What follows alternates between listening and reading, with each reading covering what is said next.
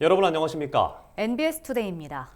최근 시설농업과 스마트팜이 보급되면서 현장에서는 새로운 농자재 사용이 늘고 있습니다.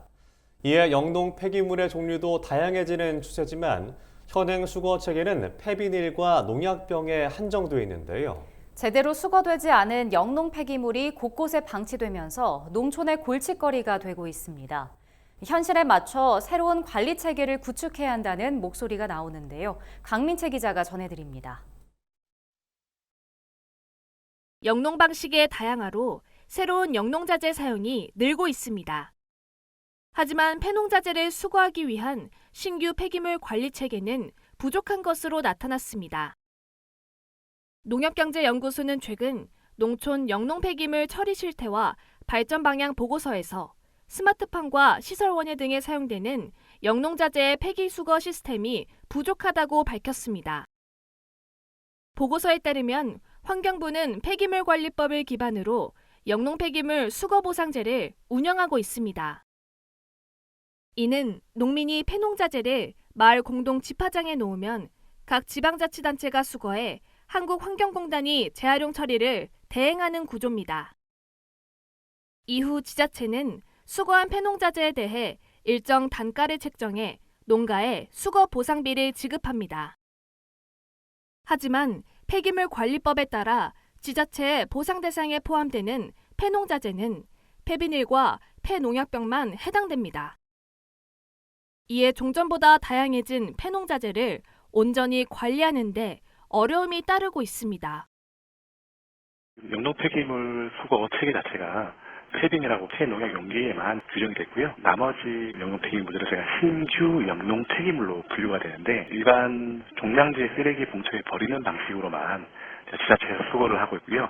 별도로 이제 정책이나 아니면 법령으로 환경부에서 관리하는 그런 품목은 아니다 보니까 대표적으로 감귤 사과 농가를 중심으로 사용이 늘고 있는 타이백의 수거 처리가 제대로 이뤄지지 않고 있습니다. 과수원 토양에 씌우는 타이백은 반사광을 활용해 과일 당도를 높일 목적으로 널리 사용되고 있습니다.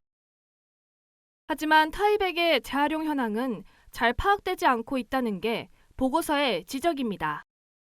이는 타이백이 생활 폐기물로 분류돼 일반 폐기물과 같은 방식으로 처리되고 있는 것이 원인입니다. 수거 처리 업체가 가까이 있는 지자체는 또 잘 되고 수거 처리 업체가 없거나 물량이 많지 않은 곳들, 벼농사가 또 활발하지 않은 곳들은 또 사실 제대로 수거되지 않고 지자체, 농민, 제조업체 다 지금 합심을 해야 되는 상황입니다. 시설 원예 농가에서 사용하는 폴리에틸렌 소재의 다겹보온 커튼 처리 방법도 부족한 상황입니다. 다겹보온 커튼과 같은 폐기물도 생활 폐기물처럼 종량제 방식으로 배출할 수밖에 없어 물량이 많은 농가는 높은 처리 비용을 감당해야 합니다. 부피가 큰 것은 규격 봉투 사용조차 쉽지 않습니다. 대안으로는 생산자 책임 재활용 제도, 즉 EPR 제도가 제시됐습니다.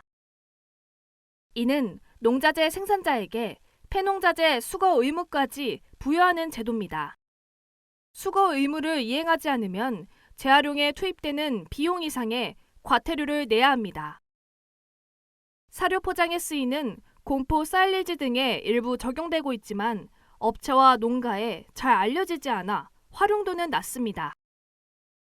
연구진은 농민이 이 제도를 쉽게 알 수 있도록 포장재에 EPR 제도에 의해 제조사 수거를 표시하도록 의무화하자고 제안했습니다.